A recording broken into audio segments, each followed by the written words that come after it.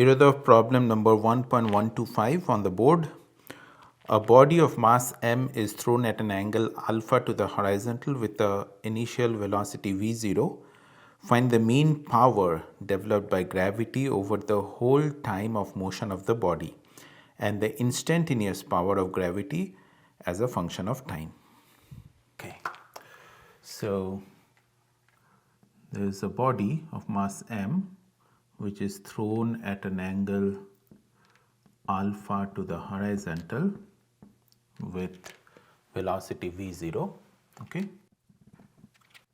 so obviously under the influence of gravity it will follow a projectile motion. It will go up to a certain point, come down and hit the ground again. Okay, so when the body hits the ground again, it will have the same velocity v0 in this direction, okay, which is obviously making a same angle alpha. So first thing is, we can look at this from the work energy theorem. The work energy theorem says work done by all forces is equal to the change in kinetic energy. Okay, what are all the forces acting here? It's only the force of gravity.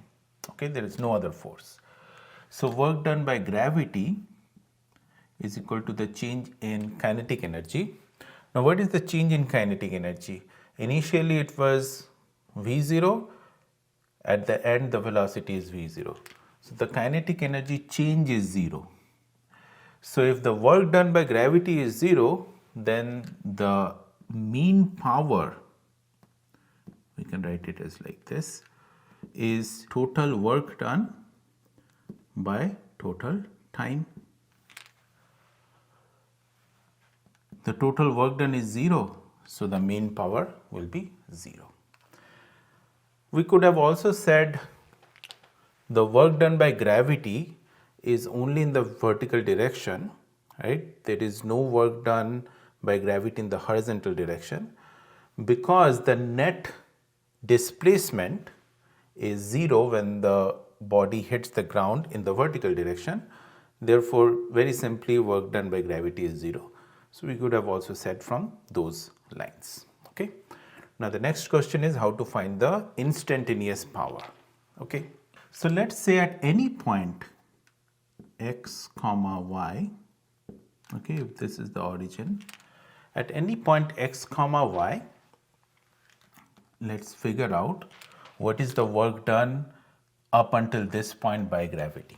Okay, so the work done by gravity as a function of time will be, we can say that as work done in the x direction plus work done in the y direction. Okay, work done in the x direction and work done in the y direction. Now the gravity force is always downward. Okay, the gravity force is always downward. In the x direction, whatever displacement happens, work done by gravity in the x direction will always be 0 because these are displacement and the force are perpendicular to each other. So we only need to consider the work done in the y direction. Okay, we can rewrite this as something like the force in the y direction times dy integral. Now force is constant because it is always mg, so we can just write as mg times y.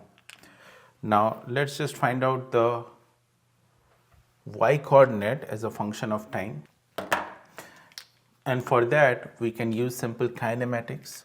So y will be equals to, so we can use the formula s equals ut plus half at square. We can use this because acceleration is a constant here. So y equals u, which is the initial velocity in the y direction, is v0 sine alpha times t. G is acting in the negative direction, so minus half g t square. Okay, so we can write this as mg times v0 sine alpha t minus half gt square. Okay. Now what is instantaneous power? Is rate of change of work with respect to time. So we just differentiate this with respect to time. We get mg v0 sine alpha minus 2 gt. So 2 gets cancelled minus gt. Now I did make a mistake here. Because this force is acting in the negative direction, this should be a minus here, right?